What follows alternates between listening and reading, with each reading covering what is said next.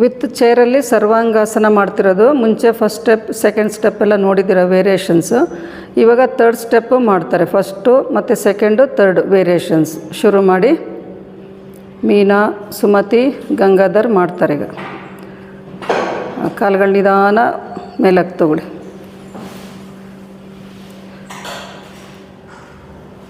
ಅಲ್ಲಿ ಹಿಂದೆ ಒತ್ತಬಾರ್ದು ಅಂತ ಕೆಲವರು ಬ್ಲ್ಯಾಂಕೆಟ್ ಹಾಕ್ಕೊಳ್ತಾರೆ ಚೇರ್ ಮೇಲೆ, ಕೆಲವರು ಹಾಗೆ ಮಾಡ್ತಾರೆ. ಶೋಲ್ಡ್ರು ಕರೆಕ್ಟಾಗಿ ದಿಮ್ಮ ಮೇಲಿರಬೇಕು. ಕೈ ಒಳಗಡೆಯಿಂದ ಹಾಕಿಟ್ಕೊಳ್ಳಿ. ಕಾಲು ಸ್ಟ್ರೆಚ್ ಮಾಡ್ತಾಯಿರಿ. ಈಗ ನಿಧಾನ ಕಾಲು ಮೇಲಕ್ಕೆ ತೊಗೊಳ್ಳಿ. ಇದು ಫಸ್ಟ್ ಸ್ಟೆಪ್, ಚೇರ್ ಮೇಲೆ ಕಾಲಿಟ್ಟಿರೋದು. ಈಗ ನಿಧಾನ ಕಾಲು ಬಲಗಾಲು ರೈಟ್ ಲೆಗ್ ಮೇಲಕ್ಕೆ ತೊಗೊಳ್ಳಿ. ಸ್ಟ್ರೆಚ್ ಮಾಡಿ ಚೆನ್ನಾಗಿ. ಈಗ ನಿಧಾನ ಲೆಫ್ಟ್ ಲೆಗ್ ತೊಗೊಳ್ಳಿ, ಮೇಲಕ್ಕೆ ಸೇರಿಸಿ, ಎರಡೂ ಕಾಲುಗಳನ್ನು ಸೇರಿಸಿ. ಇದು ಸೆಕೆಂಡ್ ಸ್ಟೆಪ್ ಮಾಡ್ತಾ ಇರೋದು. ಇವಾಗ ಎರಡೂ ಕಾಲುಗಳು ನೇರ, ಟೋಸ್ ಡೌನ್, ಇನ್ನರ್ ಎಡ್ಜಸ್ ಮೇಲಕ್ಕಿರಲಿ. ಹೀಲ್ ಸ್ಟ್ರೆಚ್ ಮಾಡ್ತಾಯಿರಿ ಮೇಲಕ್ಕೆ. ಹಿಮ್ಮಡಿ ಮುಮ್ಮಡಿ ಭಾಗ ಸ್ಟ್ರೆಚ್ ಆಗ್ತಾ ಇರಲಿ. ಚೆನ್ನಾಗಿ ಬ್ರೀದ್ ಮಾಡಿ. ಈಗ ನಿಧಾನ ಕಾಲು ಸ್ಪ್ರೆಡ್ ಮಾಡ್ಕೊಳ್ಳಿ. ತರ್ಡ್ ಸ್ಟೆಪ್ ಮಾಡಿ. ಇನ್ನರ್ ಎಡ್ಜಸ್ ಮೇಲಕ್ಕಿಲ್ಲೂ, ಇನ್ನರ್ ಎಡ್ಜಸ್ ಮೇಲಕ್ಕೆ ಕಾಲಿನ ಸ್ವಲ್ಪ ದೂರ ಮಾಡ್ಕೊಳ್ಳಿ. ಉಸಿರಾಟವನ್ನು ಗಮನಿಸ್ತಾ ಇರಿ. ವೇರಿಯೇಷನ್ಸ್ ಮಾಡುವಾಗ ಕಾಲುಗಳೆಲ್ಲ ಚೆನ್ನಾಗಿ ಸ್ಟ್ರೆಚ್ ಆಗ್ತಾ ಇರಬೇಕು.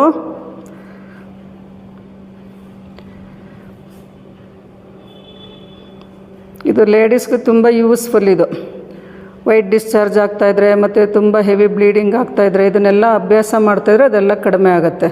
ಈಗ ನಿಧಾನ ಕಾಲುಗಳನ್ನು ಸೇರಿಸಿ ಸ್ಟ್ರೆಚ್ ಮಾಡಿ ಚೆನ್ನಾಗಿ. ಇವಾಗ ಮಾಡಿದ್ದು ಉಪವಿಷ್ಟ ಕೋನಾಸನ ಮಾಡಿದ್ದು. ಇವಾಗ ಕಾಲು ಸ್ಪ್ರೆಡ್ ಮಾಡಿ ಮಾಡಿದ್ದು. ಇವಾಗ ಎರಡೂ ಕಾಲುಗಳನ್ನು ಸ್ಟ್ರೆಚ್ ಮಾಡ್ತಾ ಇದ್ದಾರೆ ಸೀಲಿಂಗ್ ಕಡೆಗೆ. ಇದು ಕರೆಕ್ಟ್ ಸ್ಥಿತಿನಲ್ಲಿ ಸರ್ವಾಂಗಾಸನ ಮಾಡ್ತಾ ಇರೋದು. ಅಂದರೆ ವಿತೌಟ್ ಚೇರಲ್ಲಿ ಮಾಡಬೇಕಾದ್ರೆ ಇದನ್ನೆಲ್ಲ ಅಭ್ಯಾಸ ಮಾಡಿ ವಿತೌಟ್ ಚೇರಲ್ಲಿ ಮಾಡೋದನ್ನು ಅಭ್ಯಾಸ ಮಾಡ್ಕೋಬೇಕು. ಈಗ ನಿಧಾನ ಕಾಲುಗಳನ್ನು ಚೇರ್ ಮೇಲೆ ಇಡಿ. ಸ್ಟ್ರೆಚ್ ಮಾಡಿ. ಕಾಲುಗಳು ಚೇರ್ ಮೇಲೆ ಇಟ್ಬಿಟ್ಟು ಚೆನ್ನಾಗಿ ಸ್ಟ್ರೆಚ್ ಮಾಡ್ತಾ ಇರಬೇಕು.